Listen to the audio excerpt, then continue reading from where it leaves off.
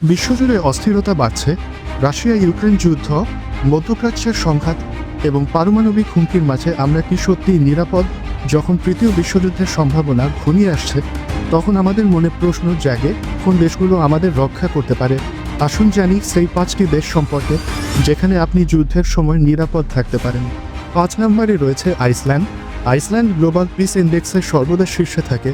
এখানে কোনো সেনাবাহিনী নেই এবং এটি ন্যাটোর সদস্য হলেও যুদ্ধের অংশ হতে পারে না। এর ভৌগোলিক অবস্থান এটিকে নিরাপদ রাখে। গবেষকরা বলছেন, আইসল্যান্ডের ভূগোল এবং রাজনৈতিক নিরপেক্ষতা এটিকে একটি নিরাপদ আশ্রয়স্থল হিসেবে গড়ে তুলেছে। 4 নম্বর রয়েছে নিউজিল্যান্ড। নিউজিল্যান্ডও একটি নিরাপদ দেশ হিসেবে বিবেচিত হয়। এর দূরত্ব এবং রাজনৈতিক নিরপেক্ষতা এটিকে যুদ্ধের উত্তাপ থেকে দূরে রাখে। গ্লোবাল পিস ইন্ডেক্স অনুযায়ী নিউজিল্যান্ড বিশ্বের দ্বিতীয় শান্তিপূর্ণ দেশ। এখানে যুদ্ধের সম্ভাবনা খুবই কম, জানাচ্ছেন রাজনৈতিক বিশ্লেষকরা।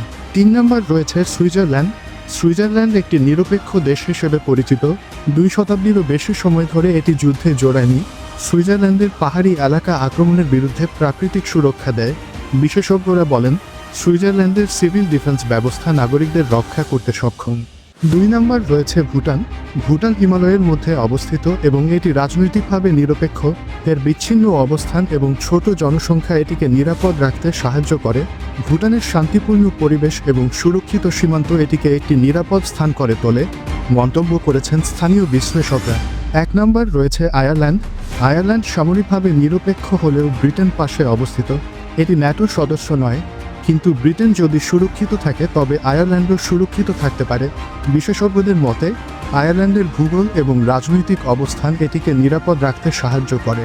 এই 5টি দেশ, আইসল্যান্ড, নিউজিল্যান্ড, সুইজারল্যান্ড, ভুটান এবং আয়ারল্যান্ড, তৃতীয় বিশ্বযুদ্ধ শুরু হলে আমাদের জন্য নিরাপদ আশ্রয় হতে পারে। কিন্তু প্রশ্ন থেকেই যায়, আমরা কি প্রস্তুত? এই দেশের শান্তিপূর্ণ অবস্থান আমাদেরকে কি শিক্ষা দেয়?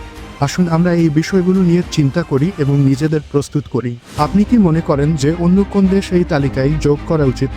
ভিডিওটি ভালো লাগলে লাইক দিন এবং চ্যানেলটি সাবস্ক্রাইবও করুন, যাতে ভবিষ্যতে আরও তথ্যপূর্ণ ভিডিও পেতে পারেন।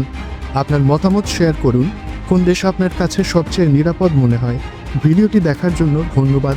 আজকে এ পর্যন্ত। আল্লাহ হাফেজ।